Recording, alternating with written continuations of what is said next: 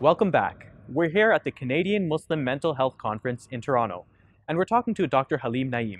Dr. Naeem is a psychotherapist based in Livonia, Michigan. He specializes in brain health, ADHD, masculinity, and much more. Welcome back to the show, Dr. Naeem. Thank you. Thank you so much. Thank you.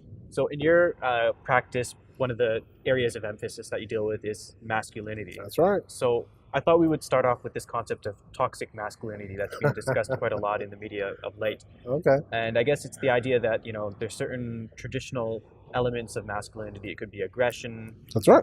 misogyny, suppression of one's sort of weaker emotions that end up being toxic. Mhm. Do you experience that? Do you use that term, toxic masculinity? I don't. I don't.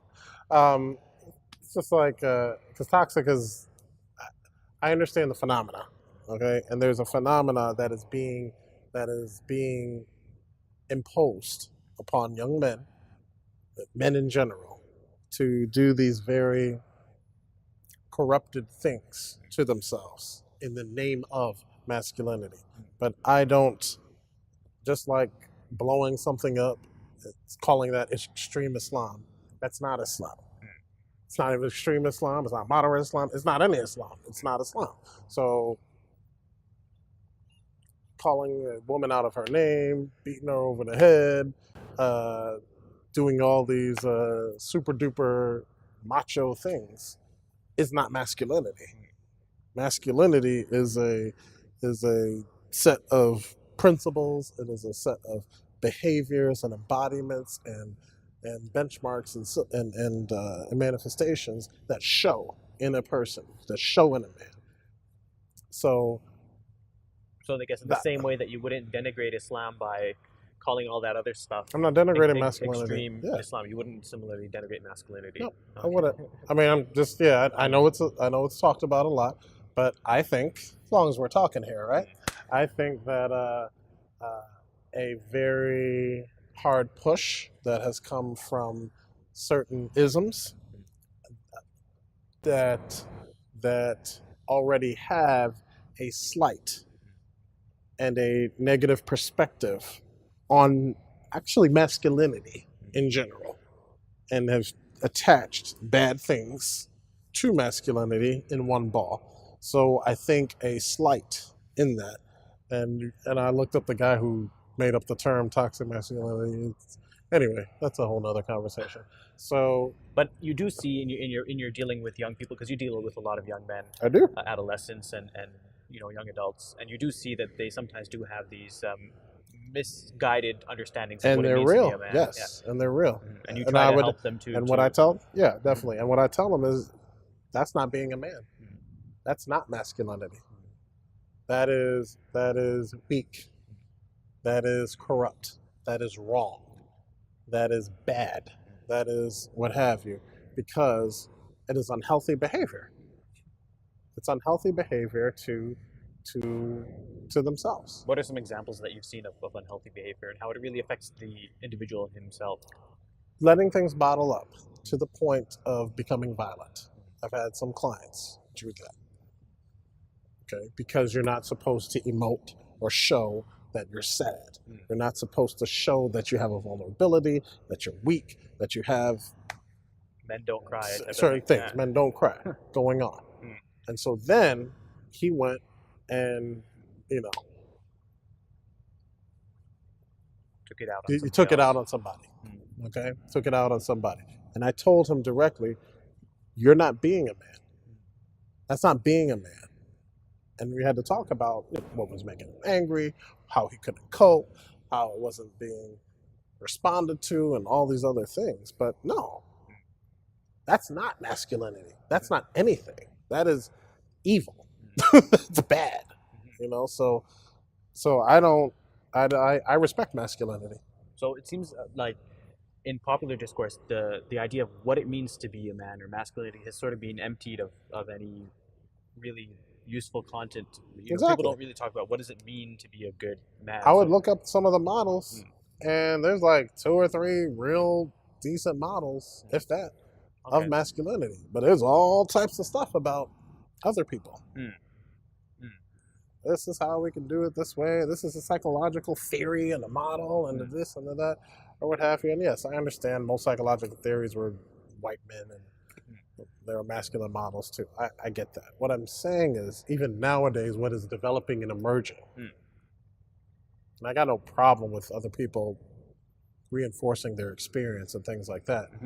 But it does say something that not a lot has gone into what a positive masculinity, because that is masculinity, what a healthy masculinity, which is masculinity. There doesn't seem to be a lot about that. So in response to that scarcity, to that dearth in the knowledge that's out there, had to make a model. So you have one. It's called the Love and Mercy model It of is. masculine It is. development. It is. Can you tell me what that's all about? So just like if you ever heard of Piaget or Erickson or some of these other people who have what's called developmental lifespan models, right? So basically they take you from when you're a baby all the way to when you die. And they have different stages throughout your life that say, okay, this is what's important at this stage. This is what's important at this stage. This is what you need to accomplish at this stage. So that's called a development model, as you get older. Well, a masculine development model, I'm still trying to find one that is as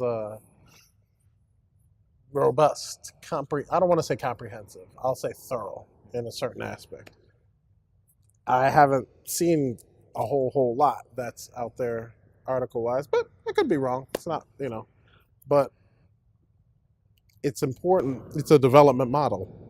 So what it does is at each phase, at each stage of life, you are looking at benchmarks, you're looking at signs, you're looking at certain psychological embodiments, certain levels of patience, certain levels of awareness, things like that, at each stage as they move to what do we call it, a complete masculinity. Okay. Love is supposed to be the basis of masculinity.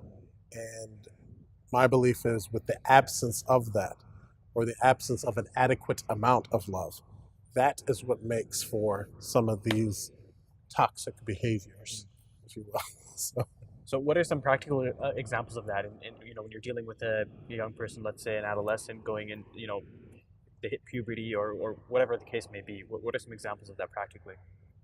So when you have a young man and they're hitting puberty, and let's say they like somebody at school, they want to play video games, and they don't have the best relationship with their father, okay? So some of the things that are going on, obviously I would intervene with the family themselves and want to see if that's going to be there. Some of it's going to be with the young man. So there's certain things that I would do. I would validate the young man's feelings. I would reinforce and validate their emotion, the sadness, the anger, that type of thing, and make it a safe space that they can sit in a certain way in there. And I would value what's right and wrong, the importance of responsibility, and redefining internal strength. Like you said about the hadith before, that the Prophet said a strong man is a person who can control his anger. So making some of those reframes and new paradigm shifts to the young man. But what I'm finding is it has to be delivered and presented in such a way that is actually cool and pleasing and making the young man want to actually desire to be like the person that's giving the message, which is half the magic in and of itself. That, hey, you know what? This is a cool guy. Maybe one day I could relate to him. He's cool. And then making that desire come about, like, okay, this is what a man actually is.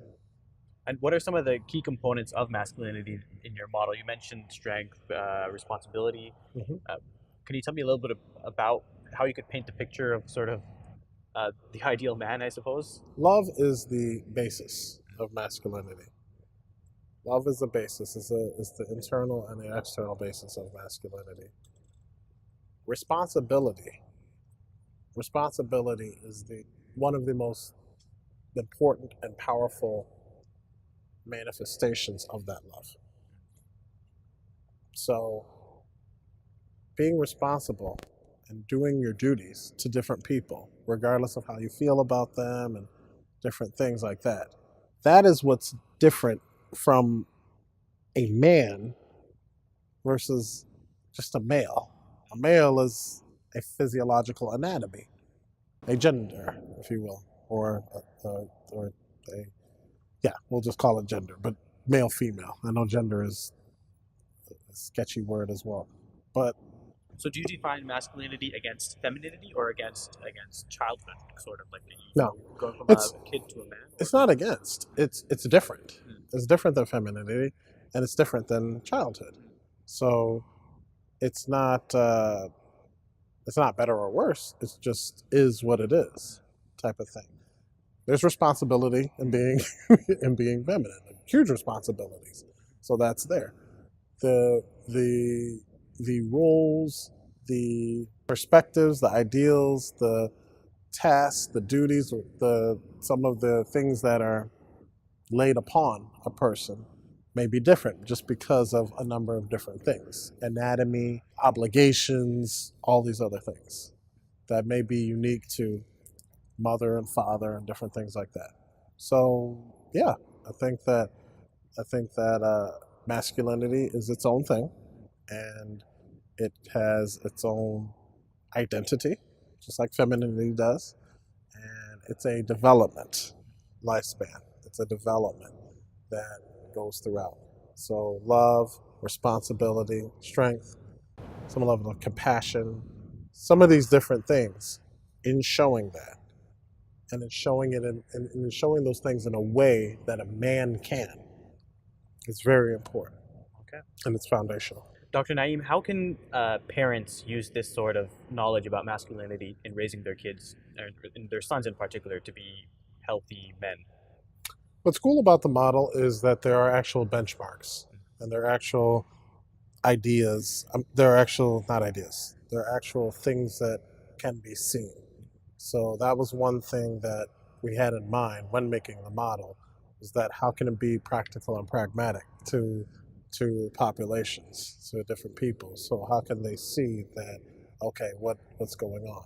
So it's not just that, but then it's also the level of responsibility that they actually have over a certain amount of people, and you start to see like, okay, this person has a certain level of leadership in his community or in his household, among his family, things like that.